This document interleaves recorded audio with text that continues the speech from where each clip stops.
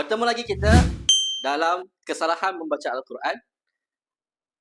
Kali ini saya akan berkongsi tentang cara bacaan pada ayat Bismillahirrahmanirrahim. Okay, pada kalimah Bismillahirrahmanirrahim, sering kita mendengarkan bacaan pada kalimah Bismillahirrahman. Okay. Jadi punca permasalahan bacaan adalah pada huruf ra. Kerana kita menganggap kita menyebut ataupun kita menuturkan huruf ra memerlukan kepada ketebalan pada bibir.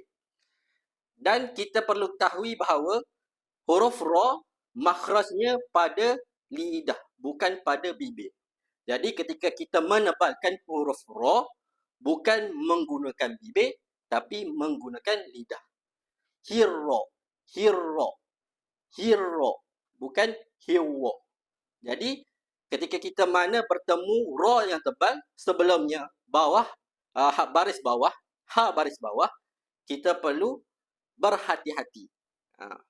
Ketika nipis baris bawah, bertemu dengan huruf ra yang tebal, kita perlu berhati-hati.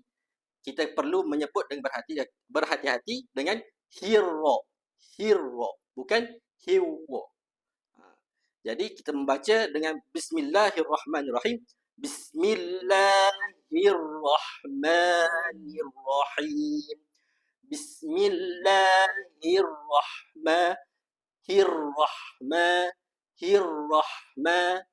Lidah kita. Hirrahma, bukan hirwah. Hirrah. Guna lidah dan lelangit mulut sahaja. Moga-moga bermanfaat. Itu saja daripada saya. Assalamualaikum warahmatullahi wabarakatuh.